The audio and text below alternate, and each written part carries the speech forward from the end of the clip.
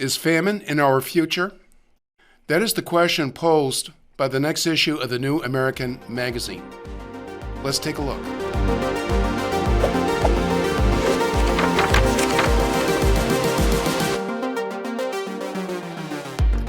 This is Beyond the Cover with your host, Gary Benoit, and today we have with us William F. Jasper, a senior editor for the New American Magazine. Bill, welcome to the program. Thank you, Gary. Always a pleasure.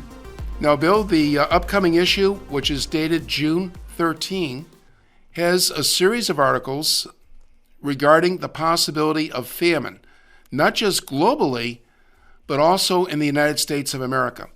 And you wrote two of those articles that comprise part of the package, including the main cover story article entitled Feast to Famine. Bill, I'd like to start off with the title itself. Is that hyperbole, or is famine a real possibility? And is it a real possibility specifically in the United States of America? Well, yes, that's a very sobering title, and it for many people would seem unbelievable, except for some of the warning signs that we've already started experiencing, most specifically with the baby formula shortage. But what we look at in this article is a whole series of issues that have all come together, unprecedented. We've never had all of these things, about a dozen things that are very concerning, that are all coming together, that indicate that, yes, here in the land of plenty, where we've always had plenty of food, we may indeed be facing famine. And we had better take some very direct actions at the policy level and at the personal level to make sure that this doesn't happen. Okay, but what are the factors to begin with? And let's start with what the Biden administration is saying, because Biden has pointed to Putin. In fact, even Donald Trump is being responsible for the supply shortages, for the high prices and fuel, which obviously has an impact on the price of food. How responsible is Putin, and what are some of the other factors? Well, we look at that in the articles that we deal with. First of all, Putin is being saddled with this for everything. President Biden says that what we're experiencing in inflation, what we're experiencing in fuel shortages, everything is the fault of Vladimir Putin. We at the New American have never been apologists for Putin. In fact, while the rest of the world, including most of the both Republicans and Democrats here in the United States, were singing his praises, we were pointing out that no, Putin is a lifelong KGB guy. He's not to be trusted, etc. However, let's look at the facts. The war in Ukraine is definitely impacting a number of factors that we discuss in our articles. It's affecting fuel prices because the natural gas that is cut off, not only natural gas, but coal, oil, and other fuels from Russia impact the global market. So those have been and had an impact on our current food situation. Fuel is needed both to harvest crops, grain all over the world, but it's also needed to make fertilizer. And Russia and Ukraine are both major producers also of potash and nitrogen for fertilizers. So those are components that the Russia-Ukraine war are having an impact on. However, the biggest impacts on our food prices, our food shortages, and the potential for famine here in the United States as well as around the world come from a number of other things which we catalog in our articles. First of all, what we're seeing now with regard to food shortages and high prices goes back 2 years to the COVID lockdowns. The COVID lockdowns devastated our farms and our main food processing. The during the COVID, we had lockdowns. We saw here in the United States, farmers destroyed millions, tens of millions of birds, chickens, turkeys, ducks, meat birds, and egg-laying birds, and millions. So that had a definite impact. For one, it took out a lot of food out of the food chain, so that consumers didn't have it. When supply and demand, that makes the prices go up. But secondly, it destroyed a large number of farmers, particularly the smaller and medium-sized family farms, individually owned farms, not the megacorp agribusiness. But it destroyed a lot of them. That hasn't been rebuilt. Those farmers haven't come back. The ones who survived have now been hit with a second wave. This time, not from that first wave under COVID. The birds had to be destroyed because with the lockdowns, farmers couldn't get work. They couldn't get fuel to get their meat and eggs to market. They couldn't get fertilizer. They couldn't get feed. So they ended up just having to kill them and dispose of them. This second wave now has come about just since the beginning of the year, in February and March, basically. Close to 30 million birds, mostly chickens, but also turkeys, ducks, etc., have had to be destroyed because of a different virus impact. This one directly, the avian flu, again, out of China. And this has wiped out many more farmers. And that's one of the reasons why we first saw the effects of this in the pet food. Cat and dog food is largely made up of chickens. So that was the first place that we saw it. We've seen now the price of chicken, the price of eggs skyrocketing. And that is one of the direct impacts on it, where we actually have the destruction of the birds because of the flu. Actually, they weren't killed by the flu. They were deemed by the Department of Agriculture, whether accurately or not, to be infected with the avian flu. And so they ordered all these flocks destroyed. So we're going to be feeling the impact of that for a long time. On top of that, of course, we've already kind of touched on the fuel prices.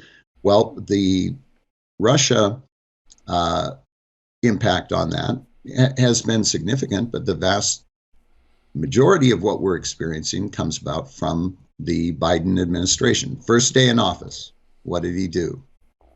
Well, first day he bragged about it. First thing he did was sign to stop the Keystone XL pipeline, which was the most ecologically friendly and important part of our current energy development program. But he went beyond that and also shut down federal leases, the ANWR in Alaska, offshore oil and gas. So he did everything possible to make fossil fuels, all of our hydrocarbon fuels, unavailable. And that has caused prices to dramatically spike across the board. Of course, that's a hugely important point, Bill, because during the Trump administration, we had reached a point after many decades of becoming energy independent, specifically where we no longer needed to have foreign sources for the oil that we use. And of course, that was quickly changed under the Biden administration. But can you think of other examples? For example, I know that during the Roosevelt administration, back in the 1930s, that administration actually ordered crops to be destroyed. Are we beginning to see that kind of thing?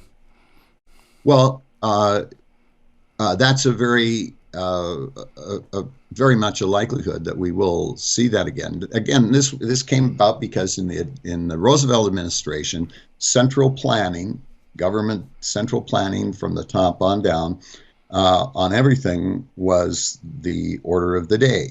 Of course, it was unconstitutional. The federal government has no authority to come in and order crops destroyed. In this particular case, with the Roosevelt administration, it wasn't because of disease or anything, but they said that in order to make prices come up because farmers weren't getting the prices they needed for things that had to be destroyed. And both of my parents lived on farms, and they had the Blue Eagle feds come in and order them. They had to get rid of all of, they could keep one hog, one boar, one sow. All the rest had to be killed, had to be buried, and they supervised it. Same with all of their crops. And so the Biden administration hasn't gone there yet, but they are pushing us there with a number of other things that we go into. The federal water policy is making it almost impossible for farmers to survive, particularly in the western states where it's drier. The arid western states, especially California and Oregon, and Arizona, where most of our produce is grown for the country, our fruits and vegetables, and many other crops, our nut crops, avocados, things of that nature. The government has ordered the water to be taken away from the farmers and given to the Delta smelt, which is a little fish that is of dubious value, and the round-nosed suckerfish and various other fish. So the appeal is... Bill, but just sticking with what you pointed out regarding the water, that seems to be the same thing. I mean, maybe it's not as blatant as it was in the Roosevelt administration, but if farmers are denied the water that they need for their crops, that means those crops are not going to be grown and cultivated. Isn't that effectively the government destroying those crops? Well, yes, and in fact, many of them have actually been cultivated, have been sown, and then come up. If they don't have water, they die. And if the plants die, there's no food from them, and if there's no food from them, then all the rest of the population that lives in the cities isn't going to have any food. So it's of dire consequence to everyone. And in addition to that, the federal government is paying farmers not to farm. So we have a couple million acres of farmland that is being held out because the government says this has to be put into conservation for wetlands or various other things. And so right now, when we desperately need the foods, it's first of all, constitutionally, those programs shouldn't be in place anyway. But particularly now, when we're reaching a very desperate time, that program should be eliminated. Let's talk for a moment about the baby formula crisis. To what extent is government involved with that?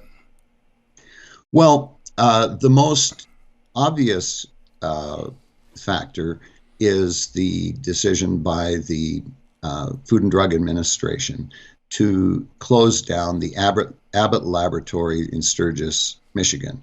It's the largest baby formula plant in the nation, and a number of different brands, major brands that of baby formula are produced there.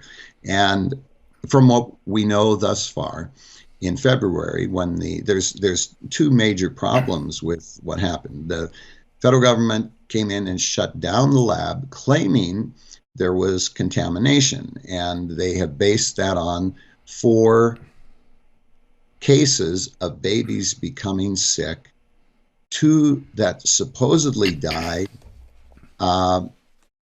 We don't have confirmation on any of this yet, any of those basic facts. But obviously, if there is contamination and babies are getting sick, then you don't want that to happen. But According to Abbott Laboratories, they have not been provided any proof that their formulas or anything that came out of their plants were responsible for any of this. And so there's still a big question about why the federal government went into this. And then secondly, if they determined that this was the case, that they had to shut it down, why did they do nothing to redirect products from other places so that moms and dads wouldn't have to be desperately running all over the country trying to find food to feed their babies? Because that's a pretty serious thing when your baby is hungry and you don't have any formula for it, particularly if the mother can't nurse. So that's a very serious thing. I mean, that could mean death for babies, based solely on the alleged deaths that haven't been confirmed yet.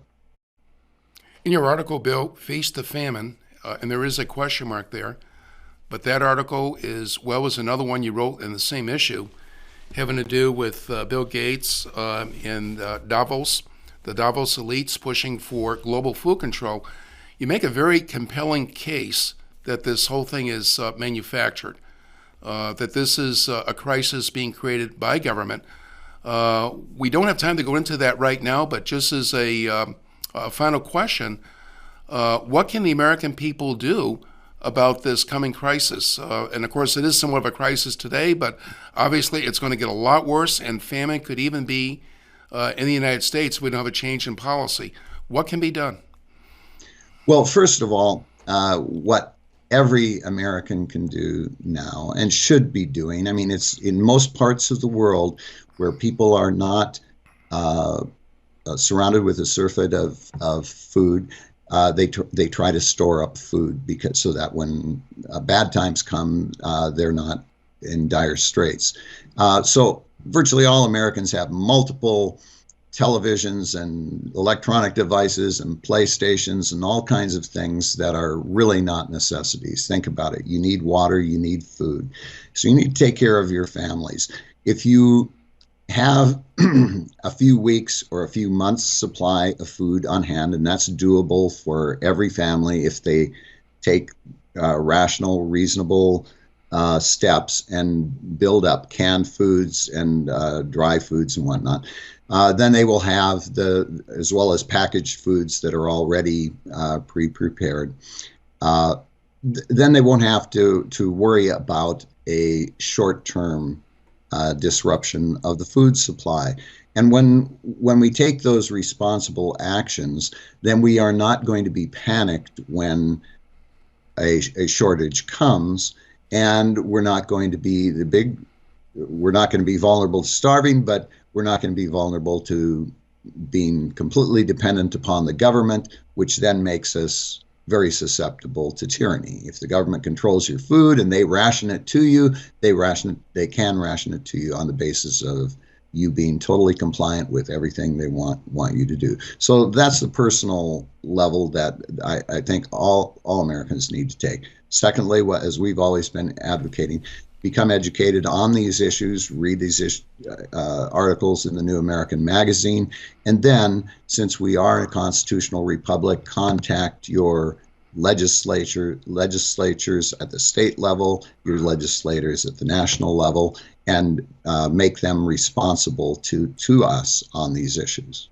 Thank you very much, Bill. And for our viewers, we encourage everyone to read the articles by Bill Jasper as well as related articles in the upcoming June 13 issue of the New American Magazine. And there is a link to that issue where you can order it in the description for this video. Thank you.